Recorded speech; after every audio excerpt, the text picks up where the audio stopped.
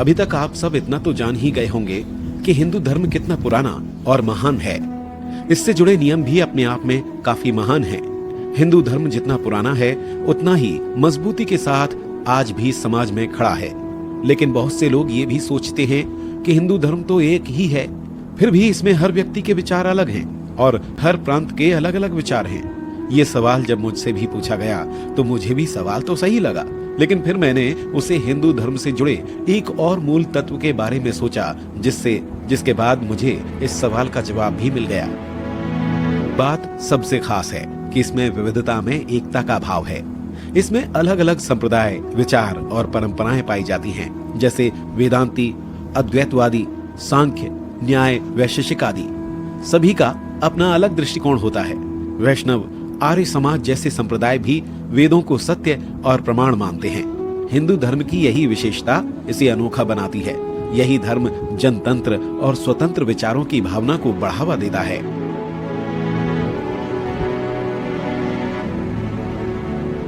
हिंदू धर्म की खास बात यह है कि इतनी ज्यादा असमानताएं होने के बाद भी हिंदू धर्म में एकता पाई जाती है।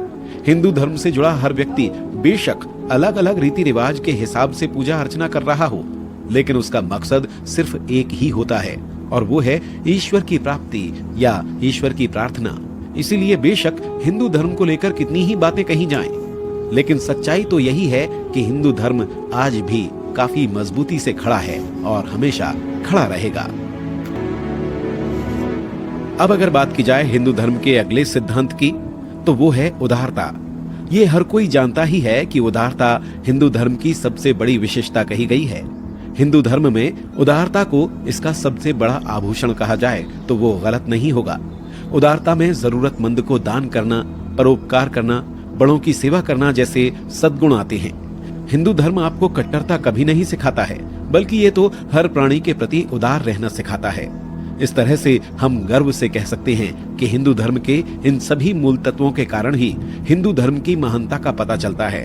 और मुझे इतना यकीन तो जरूर है कि हिंदू धर्म से जुड़े आपके मन में जितने भी सवाल होंगे, उनमें से काफी के जवाब आपको मिल चुके होंगे।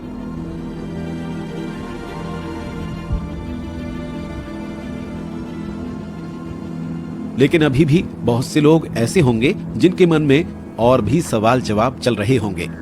आइए आगे बढ़ते हैं और हिंदू धर्म के बारे में और भी बातें जानते हैं। बहुत से लोगों ने मुझसे ये भी सवाल किया है कि हिंदू धर्म को मानने वालों के कर्तव्य क्या क्या होते हैं और क्या वे अपने कर्तव्यों का पालन कर भी पाते हैं। इसके लिए पहले हम आपको हिंदू धर्म से जुड़े हर कर्तव्य के बारे में बताते हैं, जिन्हें सुनकर आप भी अपने कर्तव्यों को अच्छी तरह जान पाएंगे। हमें लगता है कि हिंदू धर्म को मानने वाले हर इंसान को इससे जुड़े हुए प्रत्येक कर्तव्य का जरूर पता होना चाहिए।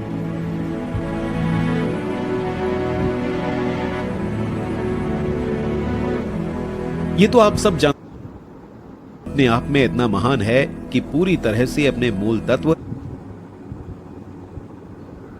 और सिद्धांतों पर चलता है। लेकिन हिंदू धर्म के अनुयायियों को इसके कर्तव्यों का भी जरूर पालन करना चाहिए, जैसे परिवार के प्रति कर्तव्य, मातृभूमि के प्रति अपना कर्तव्य और देश के प्रति कर्तव्य इत्यादि। हिंदू धर्म के 3 स्वरूप हैं, जिनमें सामान्य धर्म, विशिष्ट धर्म और आप धर्म आते हैं। सबसे पहले हम आपको बताते हैं सामान्य धर्म के बारे में। सामान्य धर्म का संबंध नैतिक नियमों से है, जिसे हम मानव धर्म भी कहते हैं। सामान्य धर्म को मानने वाले का कर्तव्य है कि वो सद्गुणों को स्वीकार करे और अनैतिक कार्यों से दूर रहे। सामान्य धर्म में अपने सद्गुणों का विकास करना चाहिए और अपने अंदर छुपे हुए अवगुणों को निरंतर खुद से दूर करने का प्रयास करना चाहिए। इसमें सत्य, दया, तपस्या, पवित्रता, कष्ट सहने की क्षमता, मन में हमेशा ही उचित और अनुचित का विचार आना, मन में संयम, इंद्रियों का संयम, अहिंसा, ब्रह्मचर्य, त्याग, स्वाध्याय, सरलता, संतोष, सभी के लिए समान दृष्टि, सेवा, धीरे धीरे शारीरिक भोगों का त्याग, लौकिक सुख के प्रति उदासीनता, मौन, आत्म मंथन, सभी प्राणियों में अपने आराध्य को देखना व उन्हें अन्न देना, महापुरुषों के साथ ईश्वर का गुणगान, ईश चिंतन, इष्ट देव की पूजा व यज्ञों का निर्वाह, ईश्वर के प्रति दास्य भाव, ईश वंदना, सभी के साथ सखा भाव रखना और खुद को पूरी तरह से बिना किसी संकोच के ईश्वर को समर्पित कर देना आते हैं।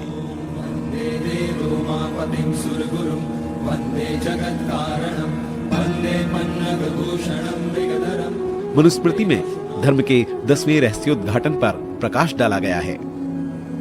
धृति क्षमा दमो अस्तेयम शौच मिंद्रिय निग्रह धीर विद्या सत्यम क्रोधो दशकम धर्म लक्षणम। बात की जाए अगर मनुस्मृति के अनुसार धर्म की, तो मनुस्मृति ने धर्म के 10 लक्षणों पर प्रकाश डाला है, जिसमें सबसे पहले आता है धैर्य करना। इसका मतलब यह हुआ कि मनुष्य के अंदर धैर्य का होना अति आवश्यक है। उसके बाद इसमें दूसरा लक्षण बताया गया है क्षमा करना, अर्थात अगर सामने वाला कोई अपराध कर देता है तो मनुष्य में इतना सब्र या धैर्य होना चाहिए कि वो सामने वाले के अपराधों को क्षमा कर सके। वैसे भी कहा गया है कि क्षमा मांगने वाले से ज्यादा क्षमा करने वाला ज्यादा महान होता है। इसीलिए हिंदू धर्म के अनुसार क्षमा करना एक परम कर्तव्य है। उसके बाद तीसरा लक्षण संयम करना बताया गया है, जिसका हमारे जीवन में होना अति आवश्यक है। फिर अगला लक्षण चोरी ना करना बताया गया है, जिसके अनुसार हमें कभी कोई चोरी नहीं करनी चाहिए। उसके बाद अगला लक्षण स्वच्छता बताया गया है। हिंदू धर्म के अनुसार हमें स्वयं की साफ सफाई का खास ख्याल रखना चाहिए। यहाँ तक कि हिंदू धर्म में किसी भी धार्मिक स्थान पर जाने से पूर्व नहाना जरूरी माना गया है। इसके अलावा किसी भी व्रत में और त्योहारों में भी साफ सफाई का खास ख्याल रखने को कहा गया है।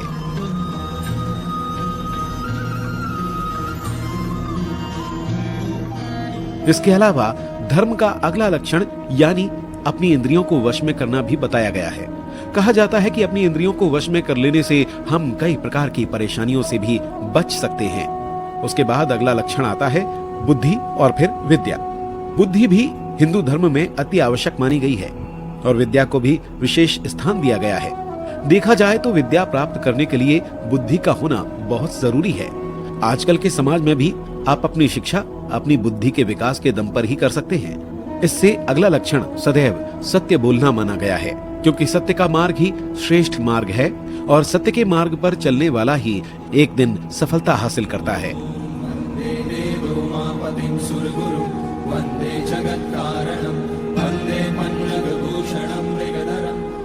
इसका अर्थ हुआ मन, वचन और कर्म से सत्य का पालन करना। हमारे हिंदू धर्म में ऐसे बहुत से महान लोग भी हुए हैं जो सदैव ही सत्य के मार्ग पर चले हैं। सत्य के मार्ग पर चलने वालों में आपने राजा हरिश्चंद्र का नाम तो सुना ही होगा। उन्हें हमेशा ही सत्यवादी कहा जाता है। उन्होंने सत्य के मार्ग पर चलने के लिए बहुत से दुख उठाए, लेकिन फिर भी कभी सत्य पर चलने का मार्ग नहीं छोड़ा। अगर आप राजा हरिश्चंद्र की कहानी नहीं जानते हैं तो हम आपको बताते हैं कि राजा हरिश्चंद्र कौन थे और उन्होंने सत्य के लिए क्या क्या दुख सहे। राजा हरिश्चंद्र अयोध्या के राजा थे और भगवान श्री राम के पूर्वज भी। वे बहुत ही सत्यवादी और धर्मपरायण राजा थे, इसीलिए उनकी ख्याति दूर दूर तक फैली हुई थी। ये बात हर कोई जानता था कि वे कभी झूठ नहीं बोलते हैं। जब उनके सत्य बोलने की चर्चा धीरे धीरे ऋषि विश्वामित्र तक पहुंची तो उनके मन में एक ख्याल उत्पन्न हुआ और उन्होंने सोचा कि क्यों ना राजा हरिश्चंद्र की परीक्षा ली जाए। उन्होंने सोचा देखते हैं वे इस परीक्षा में सफल हो भी पाते हैं या फिर नहीं। उसके बाद विश्वामित्र राजा हरिश्चंद्र के दरबार में पहुंच गए। आखिर क्या परीक्षा ली थी महर्षि विश्वामित्र ने राजा हरिश्चंद्र की, जानने के लिए सुनिए शो का अगला एपिसोड।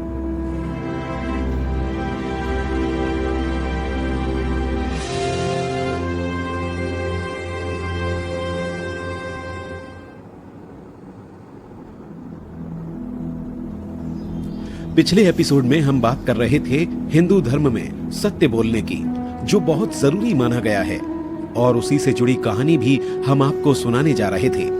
आइए फिर से चलते हैं सत्यवादी राजा हरिश्चंद्र की कहानी की ओर। राजा हरिश्चंद्र, जो कि अयोध्या के राजा और श्री राम के पूर्वज थे, एक बार उनसे मिलने विश्वामित्र पधारे। उन्होंने राजा हरिश्चंद्र से उनका पूरा राज्य ही भेंट में मांग लिया। राजा हरिश्चंद्र जी बहुत बड़े परोपकारी राजा थे, इसीलिए उन्होंने बिना किसी संकोच के अपने पूरे राज्य को विश्वामित्र जी को सौंप दिया। उसके बाद वे अपने परिवार के साथ जंगल में जाकर रहने लगे, लेकिन उन्होंने सत्य का मार्ग जंगल में रहकर लाखों कष्ट उठाने के बावजूद भी नहीं छोड़ा।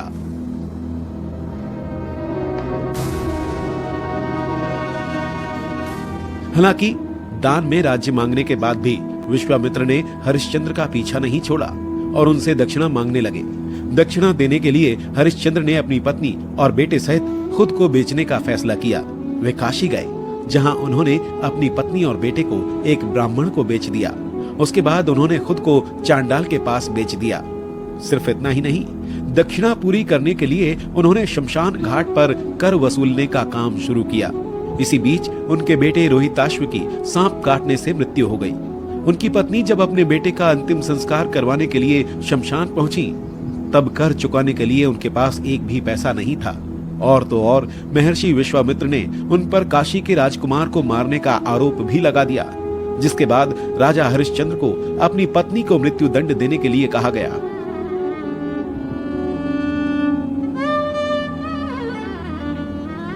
इस पर हरिश्चंद्र ने अपनी आंखों पर पट्टी बांध ली और बोले कि मैं अपनी पत्नी की हत्या कैसे कर सकता हूँ, लेकिन अगर मुझे उसको मारना ही है तो मैं अपनी आंखों पर पट्टी बांधकर उसे ये सजा दूंगा।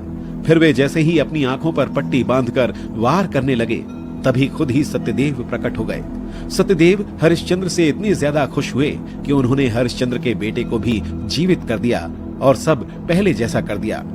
हरिश्चंद्र की सत्यता और उनकी उदारता देख विश्वामित्र भी प्रसन्न हुए और उन्हें भी राजा हरिश्चंद्र ने अपनी परीक्षा लेने वाली बात बताई। उन्होंने उनका राज्य वापस लौटा दिया। विश्वामित्र जी बोले कि मैं सिर्फ तुम्हारी परीक्षा ले रहा था और आज मैं तुमसे बहुत खुश हूँ। फिर उन्होंने हरिश्चंद्र की सत्य और धर्म के प्रति निष्ठा से प्रसन्न होकर उनका पूरा साम्राज्य वापस कर दिया। राजा हरिश्चंद्र के शासन में उनकी प्रजा ने हमेशा सुखी और शांतिपूर्ण जीवन व्यतीत किया। राजा हरिश्चंद्र ने पूरी उम्र कई कष्ट सहे, लेकिन सत्य का मार्ग कभी नहीं छोड़ा। यही वजह है कि आज इतने युगों बाद भी सत्य बोलने के लिए उनकी मिसाल दी जाती है। इसी तरह से उन्होंने काफी कष्ट सहे, लेकिन सत्य का मार्ग नहीं छोड़ा। इसीलिए सत्य बोलने और दान देने के लिए उनकी मिसाल आज भी दी जाती है।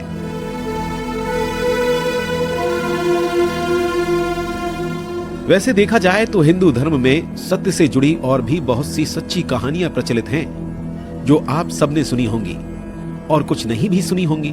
जैसे कि महाभारत काल में धर्मराज युधिष्ठिर भी कभी झूठ नहीं बोलते थे। इसलिए जब गुरु द्रोणाचार्य को युद्ध में झूठी खबर मिली कि उनका पुत्र अश्वत्थामा मारा गया है, तो वे युधिष्ठिर से पूछने ही आए थे, क्योंकि वे जानते थे कि युधिष्ठिर कभी भी झूठ नहीं बोलता। लेकिन उस वक्त एक हाथी युद्ध में मारा गया था, जिसका नाम अश्वत्थामा था। इसलिए युधिष्ठिर ने झूठ न बोलकर केवल आधा सत्य बोला था कि हाँ, अश्वत्थामा मारा गया है। इस खबर को सुनते ही द्रोणाचार्य ने अपने शस्त्र त्याग दिए थे और उनका वध करना आसान हो गया था।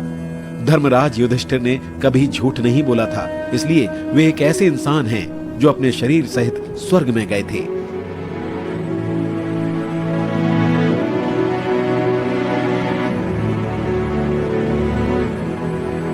इसके बाद हिंदू धर्म का मनुस्मृति के अनुसार 10वां लक्षण है किसी पर भी क्रोध न करना। हिंदू धर्म हमें हमेशा ये सिखाता है कि हमें कभी किसी पर क्रोध नहीं करना चाहिए।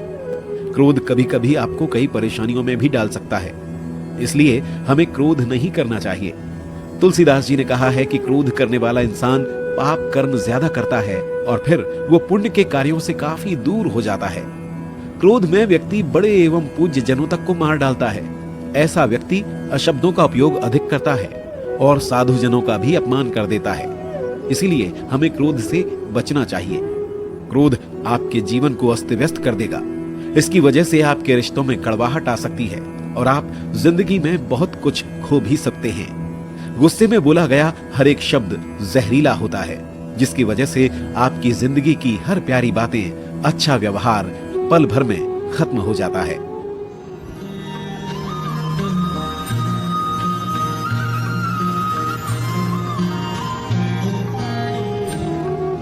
अभी तक हमने आपको हिंदू धर्म के उन लक्षणों को बताया जो मनुस्मृति में सामान्य धर्म में लिखे हुए हैं, लेकिन अब हम आपको और भी बहुत कुछ बताने जा रहे हैं। हिंदू धर्म के ये सभी 10 लक्षण सामान्य धर्म में आ जाते हैं, लेकिन अब हम बात करते हैं विशिष्ट धर्म की।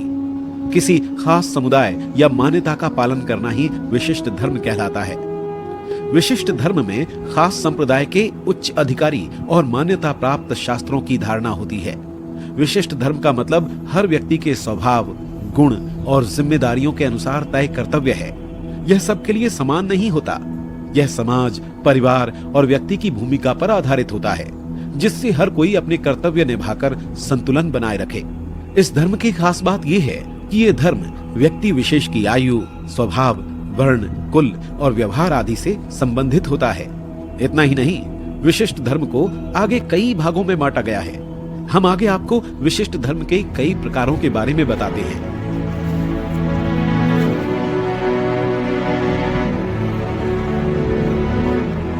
हिंदू समाज में 4 मुख्य वर्ण थे, जिनके नाम थे ब्राह्मण, क्षत्रिय, वैश्य और शूद्र। लेकिन पता नहीं कब और कैसे बाद में अस्पृश्य नाम का एक और वर्ण जुड़ गया, जो समाज के लिए सही नहीं था। हर वर्ण के अपने विशेष कार्य और कर्तव्य थे, जिन्हें वर्ण धर्म कहा गया। आपने शायद पहले भी ये सब सुना होगा, लेकिन अगर आपने नहीं भी सुना है तो हम आपको इसे आसानी से समझा देते हैं। सबसे पहले इसमें ब्राह्मण वर्ण आता है, जिसका काम था पढ़ाई लिखाई करना और साथ ही दूसरों को भी पढ़ाना, पूजा पाठ, यज्ञ करना, दान लेना और देना। उस समय में इस वर्ण को सबसे ज्यादा सम्मान मिलता था। ब्राह्मण वर्ग के बड़े बड़े गुरुकुल भी होते थे, जिनमें शिक्षा दी जाती थी।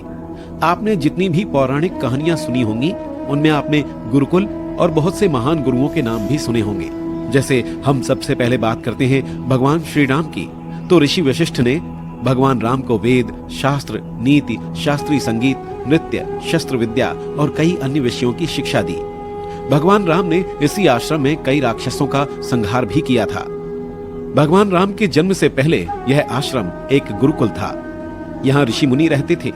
आज भी इस आश्रम में राम, लक्ष्मण और माता सीता की प्राचीन मूर्तियां हैं। श्री राम जय जय राम। उसके बाद बात की जाए महाभारत काल की, तो उस समय में कौरवों और पांडवों को गुरु द्रोणाचार्य ने शिक्षा दी थी और अर्जुन उनके प्रिय शिष्य भी बने।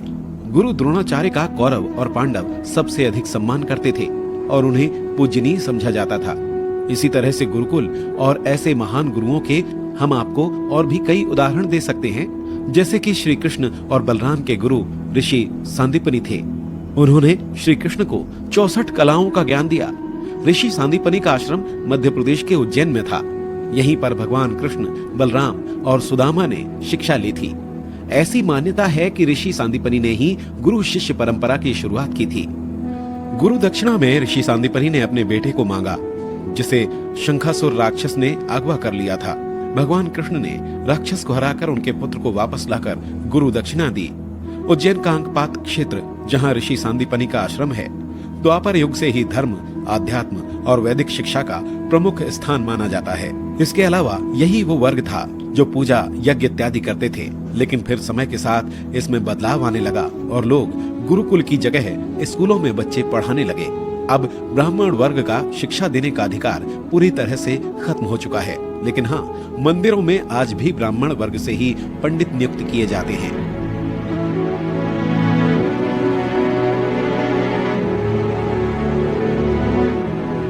अब हम बात करते हैं क्षत्रिय वर्ग की, जिसका काम था समाज की रक्षा करना, शासन चलाना, युद्ध करना, बाहरी हमलों से अपने राज्य का बचाव करना, पढ़ाई करना और दान देना। ये वर्ण भी अपने आप में काफी शक्तिशाली और प्रभावशाली माना जाता था। इसमें बहुत से राजा महाराजा आते थे, जिनकी आपने भी अनगिनत कहानियां सुनी होंगी, जैसे राजा दशरथ जो अयोध्या के राजा थे और श्री राम के पिता भी। ये क्षत्रिय वर्ग में आते थे और इनका कार्य था अपने राज्य को अच्छी तरह से चलाना। इसके अलावा और भी बहुत सी कहानियां आपको सुनने को मिल जाएंगी, जैसे महाभारत काल में कौरव और पांडव भी क्षत्रिय थे। लेकिन अब ये प्रथा भी खत्म हो चुकी है और अब शासन सिर्फ सरकार के हाथ में है। पहले छोटे छोटे राज्यों के राजा अलग अलग होते थे, लेकिन अब वे सभी राज्य मिलकर एक पूरा देश बन गया है।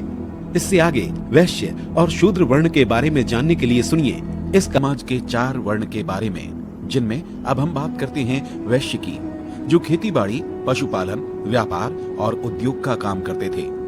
उस जमाने में हर कोई व्यापार नहीं करता था, बल्कि जो लोग वैश्य वर्ण में आते थे सिर्फ वही व्यापार करते थे। अगर आप पदानुसार देखें तो वैश्य वर्ण तीसरे स्थान पर आता था। वैश्य शब्द वैदिक काल के विश्व शब्द से बना है, जिसका मतलब आम जनता होता है। इनका धर्म मुख्य रूप से यज्ञ करना, पढ़ाई करना और पशुपालन करना माना गया है। शास्त्रों के अनुसार वैश्य लोग द्विज यानी दूसरी बार जन्मे माने जाते हैं और ब्राह्मणों से जीवन के अच्छे नियम सीखते हैं। इनमें अलग अलग जातियां और उपजातियां होती हैं, जैसे अग्रवाल, ओसवाल, रस्तोगी, भाटिया आदि। आमतौर पर इन्हें बनिया या गुप्ता भी कहा जाता है।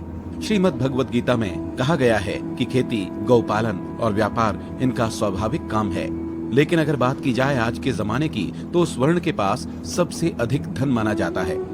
आप सबने भी सुना ही होगा कि बनियों के पास पैसों की कभी कोई कमी नहीं होती है और इन लोगों का व्यापार में इतना तेज दिमाग चलता है कि इनके सामने कोई भी तरक्की नहीं पा सकता। ये व्यापार में सबसे अधिक तरक्की हासिल कर। फिर आते हैं चौथे नंबर वाले, जो शूद्र कहलाते हैं। शूद्रों को समाज में सबसे निचला वर्ण माना जाता था। शूद्र वर्ण का काम ब्राह्मण, क्षत्रिय और वैश्य की सेवा करना और शिल्प कला से जुड़े काम करना था। यजुर्वेद में शूद्रों की तुलना समाज के पैरों से की गई है और कुछ लोग मानते हैं कि उनकी उत्पत्ति ब्रह्मा के पैरों से हुई थी।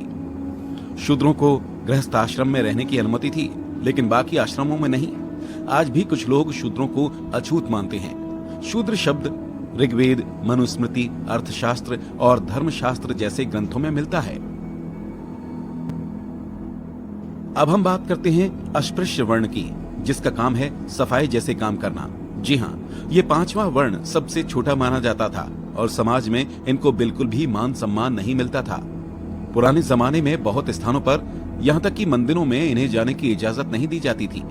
ये अलग स्थानों पर घर बनाकर रहते थे और इन्हें बाकी जातियों के कुएं से पानी तक लेने की इजाजत नहीं होती थी। लेकिन समय के साथ परिवर्तन हुआ और अब इन सभी वर्णों में कोई भी भेदभाव नहीं माना जाता है। अब हम चलते हैं विशिष्ट धर्म के अगले प्रकार, आश्रम धर्म की ओर। हिंदू धर्म में जीवन को 4 आश्रमों में बांटा गया है, जिनके नाम हैं ब्रह्मचर्य, गृहस्थ, वानप्रस्थ, सन्यास। हम आपको सबसे पहले ब्रह्मचर्य आश्रम के बारे में बताते हैं। जैसा कि हमने पहले भी बताया कि राजा महाराजाओं के बच्चे शिक्षा लेने के लिए गुरुकुल जाते थे और कई वर्षों तक वहीं रहकर शिक्षा लेते थे। उसके बाद वो पूरी तरह से शिक्षित होकर ही वापस आते थे। जीवन के इस काल को ब्रह्मचर्य आश्रम कहते थे। ब्रह्मचारी का धर्म होता है गुरु के आश्रम में रहना, गुरु की सेवा करना, उनकी हर आज्ञा का पालन करना, पवित्र जीवन बिताना, अपनी इंद्रियों पर नियंत्रण रखना, अपने धर्म में पूरी तरह से भरोसा रखना और विद्या प्राप्त करना। ये समय एक बच्चे के लिए सबसे महत्वपूर्ण माना गया है और इसी समय में ही मनुष्य के चरित्र और प्रतिभाओं का निर्माण होता था। लेकिन अब वक्त बदल चुका है और गुरुकुल के स्थान पर स्कूल और कॉलेज हो चुके हैं। देखा जाए तो अब इंसान की आधी जिंदगी तो पढ़ाई करने में ही बीत जाती है और सबसे बड़ी बात कि अब सिर्फ क्षत्रिय वर्ण के बच्चे ही शिक्षा नहीं लेते, बल्कि बाकी हर जाति और धर्म के बच्चे एक साथ बैठकर शिक्षा लेते हैं। इसीलिए अब माहौल काफी बदल चुका है। जबकि पहले के समय में इस आश्रम में सिर्फ क्षत्रियों के बच्चे ही प्रवेश कर सकते थे।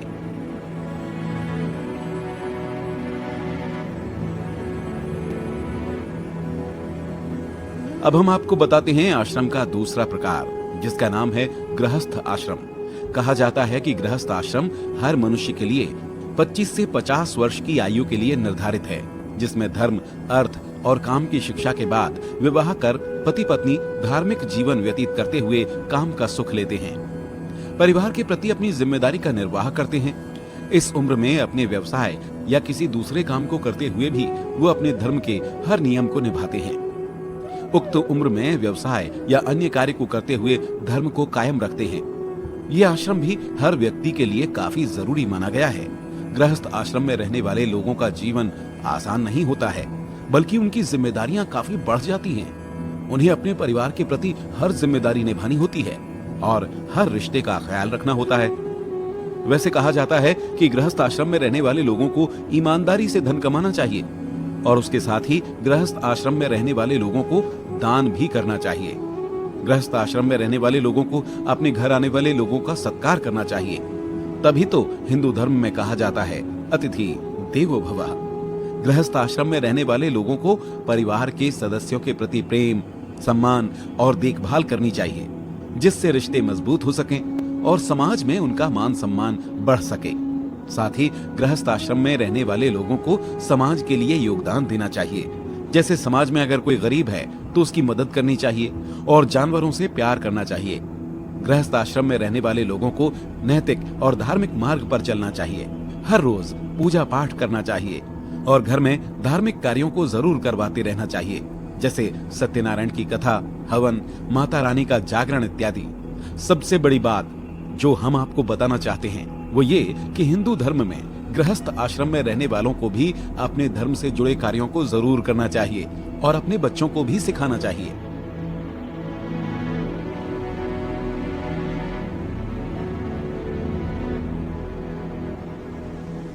उसके बाद आता है तीसरा आश्रम, जिसका नाम है वानप्रस्थ। मनुष्य के 50 से 75 साल की उम्र के जीवन को ही वानप्रस्थ आश्रम कहते हैं। इस आश्रम में गृहस्थ भार से मुक्त होकर जन सेवा, धर्म सेवा, विद्यादान और ध्यान किया जाता है। पुराने समय में सभी की शादियां काफी कम उम्र में हो जाती थी। तब 50 की उम्र आते आते बच्चे भी ब्याह जाते थे और हर इंसान पोते पोती का मुख भी देख लेता था। इस तरह से अगर देखा जाए तो 50 की उम्र तक हर मनुष्य अपनी गृहस्थ जीवन की जिम्मेदारियों से मुक्त हो जाता था। इसीलिए 50 से 75 साल की उम्र के जीवन को वानप्रस्थ कहा गया है, जिसमें इंसान गृहस्थ आश्रम से मुक्त हो जाता है और अपना ध्यान आम जनता की सेवा में, धर्म की सेवा में, विद्यादान करने में और ध्यान करने में लगाता था। लेकिन अब जब शादियां काफी ज्यादा उम्र में होने लगी हैं, तो 50 की उम्र तक कोई भी मनुष्य अपनी जिम्मेदारियों से मुक्त नहीं हो पाता है और इसीलिए वानप्रस्थ आश्रम के नियमों का चाह कर भी पालन नहीं कर पाता है।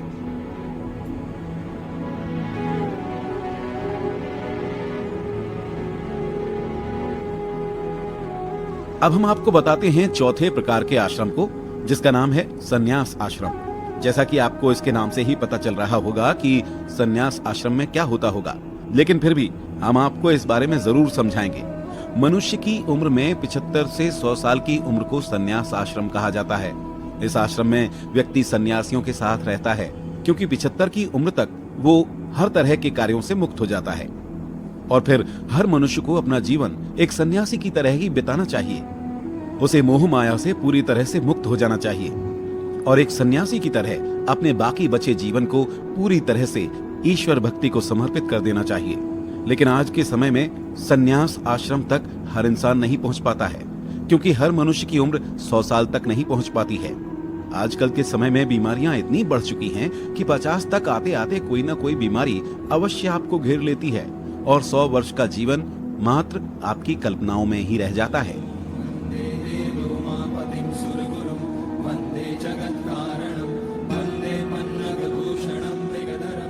हिंदू धर्म के नियमों के बारे में जानने के लिए सुनिए इसका अगला एपिसोड।